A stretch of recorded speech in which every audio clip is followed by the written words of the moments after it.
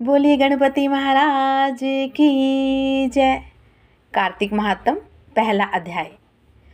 श्री सूत जी 88,000 शौनकदी ऋषियों से बोले कि अब मैं आपको कार्तिक मास की कथा विस्तार से सुनाता हूँ, जिसे सुनकर मनुष्य सब प्रकार के पापों से छूटकर अंत समय में वैकुंठ को प्राप्त होता है।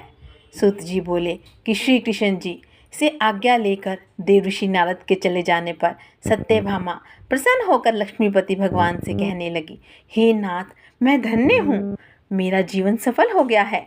मेरे जन्मदाता भी धन्य हैं, जिन्होंने मुझ जैसी सुंदरी को जन्म दिया है और जो आपकी 16,000 स्त्रियों में से सबसे परम प्यारी पत्नी बनी है।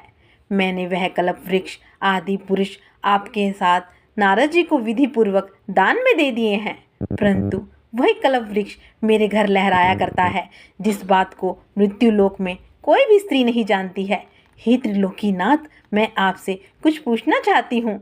आप मुझे विस्तार पूर्वक कार्तिक महात्म की कथा सुनाओ और जिसको सुनकर मेरा हित हो, जिसके करने से भी आप मुझसे विमुख ना हो।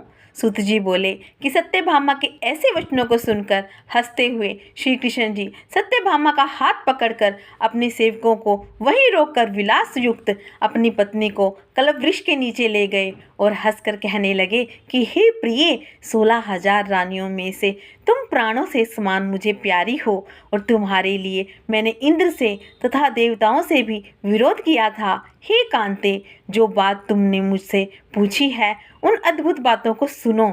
सूत जी बोले कि एक दिन श्री कृष्ण जी भगवान ने सत्यभामा की प्रिय कामना के लिए गरुड़ पर सवार होकर इंद्रलोक जाकर कल्प वृक्ष मांगा।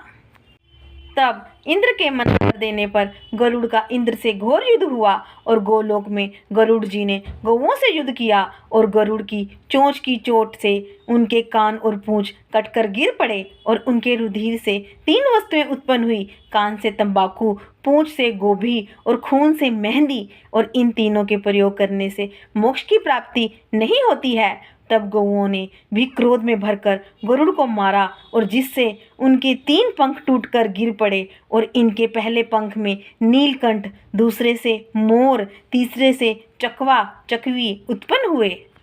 हे प्रिय, इनके दर्शन मात्र से ही शुभ फल की प्राप्ति होती है। यह सुनकर सत्यभामा बोली, हे प्रभु, मैंने पिछले जन्म में कौन कौन से दान व्रत जप नहीं किए हैं, मेरा कैसा स्वभाव था तथा मैं किसकी पुत्री थी, मुझे मृत्यु लोक में जन्म लेना पड़ा और मैंने ऐसे कौन से शुभ कर्म किए जिससे मैं आपकी अर्धांगिनी बनी हूँ। कृष्ण जी बोले कि हे प्रिय, जो तुमने पूर्व जन्म में शुभ कर्म किए थे विस्तार पूर्वक कहता हूँ।